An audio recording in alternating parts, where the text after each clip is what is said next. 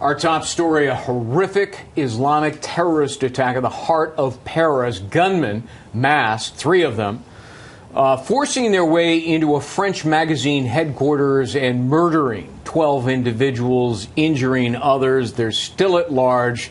The hunt continues. Joining us now to talk about it is Tom Ruskin, who's a former NYPD detective, president of CMP Group Security. Thanks for being with us, Tom. Thanks for having me. What's your reaction to this?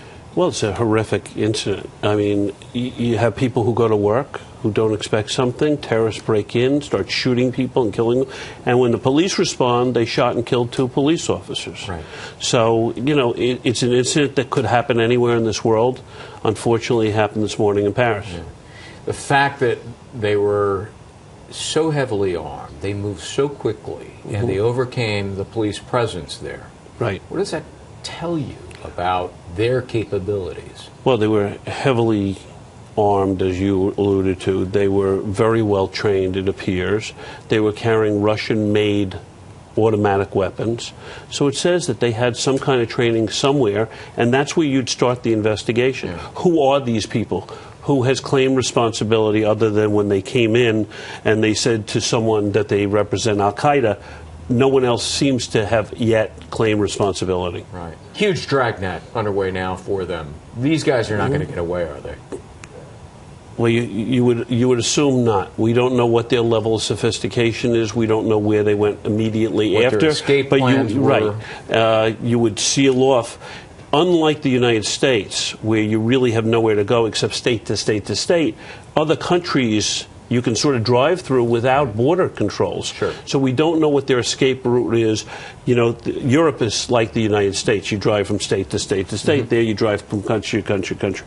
But the dragnet is very heavy and will be very intense looking for these people. Anytime something like that happens abroad, we think to ourselves here at home, is it going to happen here again? Talk to us a little bit about what, for example, the New York City Police Department might be doing now. New York City Police Department has a detective assigned in Paris. So they're getting real-time intelligence back to New York, which they're sharing with other departments and other agencies, including the FBI has their people. We have a consulate in Paris. So we're getting real-time intelligence on a government level and a state level. In New York City, we'll beef up the mission to Paris or to France. We'll beef up security at certain strategic locations, and they'll pass the intelligence through.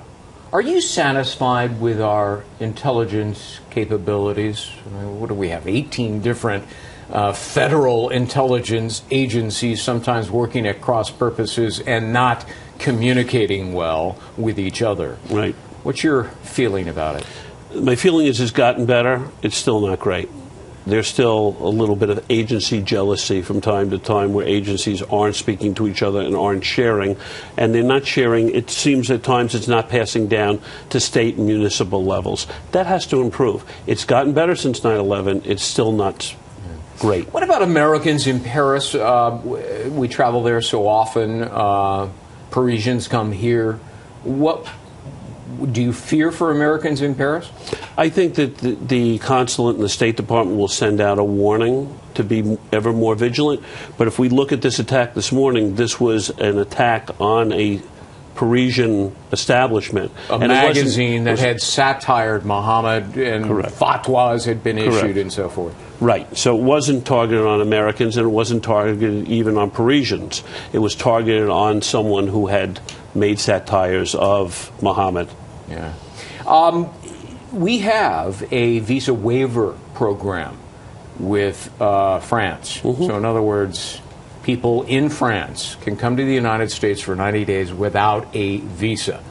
Do we need to rethink that in light of what has happened now? No, I think we have to improve the watch list. I think that once we determine what caused this or who caused it and who was responsible for it, we'll tighten up those restrictions. But we know the TSA and Homeland Security watches everyone on every flight coming and leaving this country for anyone who potentially could be a hazard. Yeah.